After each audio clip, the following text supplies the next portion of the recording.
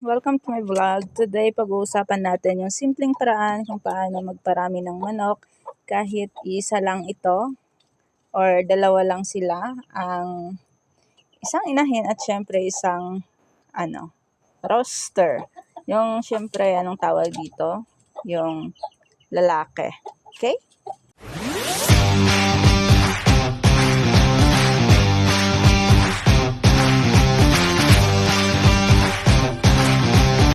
So, ayan yung inahin po natin. Siyempre, ang first number one tip is pumili tayo ng mga inahin, mga manok na maganda. Maganda ang kanilang figure, bilog ang mata, magandang pang-breed. Ito naman yung breeder natin, yung kawitan.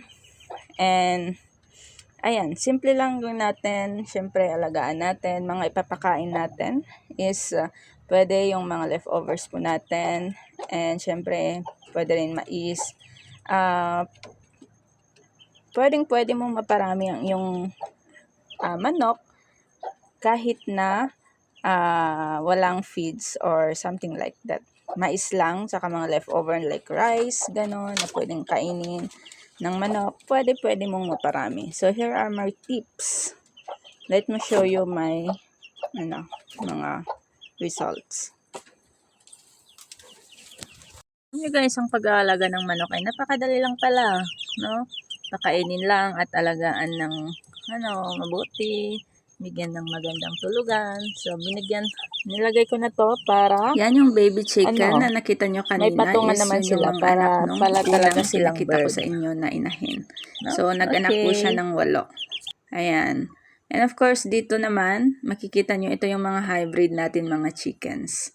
So, imagine nyo, no, may itim sila. Ito yung mga native din na mga manok. I don't know kung ano nung pangalan. It's not like hybrid, pero ito yung mga old na manok. So, it take years, around 1 year or 2 years, yan na sila. And yan yun lang yung pinapakain namin. Mga, mga tira na mga pagkain, ganon. And syempre, tubig, ganon. So, kumakain sila ng mga kamote, yun lang. And lumalaki sila. So, tiyagaan lang. And ganon talagang pag-aalaga ng mga hayop. And syempre,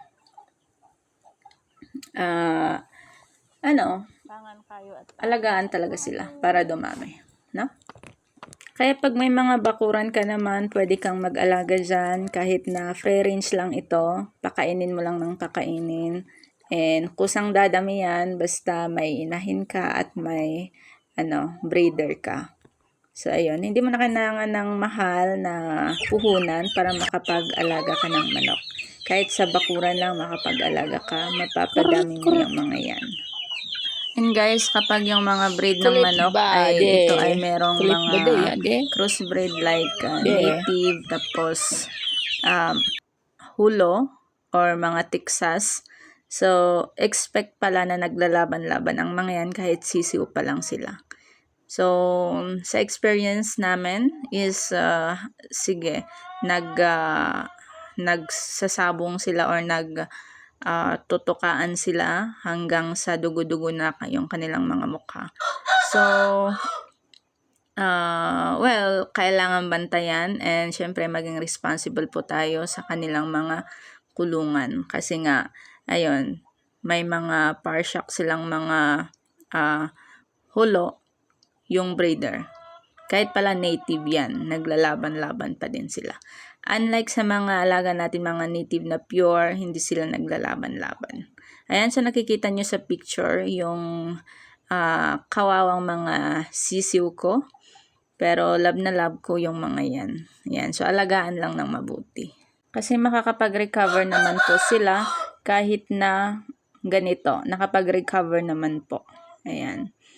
And syempre, yung tip ko, nung napisa yung mga egg, pinakain ko sila ng booster. Yes, pinakain natin sila ng booster and mix with rice, yung luto, para kaya nilang matuka. So, ganun lang yung pinakain namin. And sa awa ng Diyos, walang nabawasan sa kanila. They're all healthy. And syempre, happy naman tayo kasi nga patuloy yung paglaki hanggang sa malaki na sila ngayon. So, yun guys.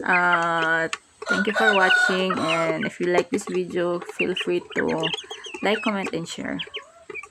Huwag kalimutang pindutin yung subscribe button and like.